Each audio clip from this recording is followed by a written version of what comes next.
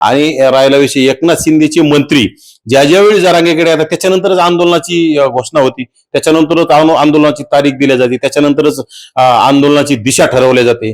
पाठीमागे मी मुंबईला जायच्या अगोदर प्रताप सरनाईक लातूरमध्ये जरांगेला येऊन भेटले की लगेच मुंबईची वारी सुरू झाली. त्याच्यानंतर आता उदय सामंत येऊन गेले की लगेच पत्रकार परिषद, लगेच 30 तारखेला 30 मेला आम्ही उपोषणाला बसणार ही घोषणा. त्याच्यापूर्वी सुद्धा तत्कालीन मंत्री संदीपान भुमरे येऊन गेले की काहीतरी बोलायचा, संजय शिरसाट येऊन जायचे. म्हणजे जरांगेकडे जाणीवपूर्वक एकनाथ शिंदेचेच मंत्री का येतात, बाकी भाजपचे मंत्री जास्त आलेले तुम्हाला दिसत नाहीत. एकनाथ शिंदेचे मंत्री येऊन गेल्यावरच आंदोलनाची सुरुवात का होते?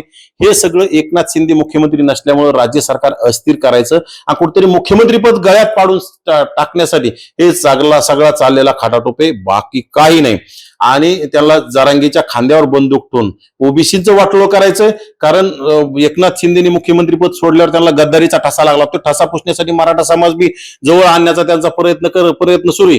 आणि जरांगेच्या खांद्यावर बंदूक ठेवून जरांगेच्या माध्यमातून काय कोणाचं वाटोळाचं जाऊ द्या, परंतु राज्यातील ओबीसी समाजाला माहीत झालंय की एकनाथ शिंदे हे जरांगेचे मालक आहेत आणि एकनाथ शिंदेच या जरांगेच्या आंदोलनात रसद पुरवतात. पूर्वी शरद पवारांचा, रोहित पवार वगैरे रसद पुरवण्याचं काम करायचे, राजेश टोपे रसद पुरवायचे, परंतु आताचे घडीचे एकनाथ शिंदे जरांगेचे मालक आहेत आणि मालकाचा आदेश आल्याच्या नंतरच जरांगे आंदोलनाला सुरुवात करतोय.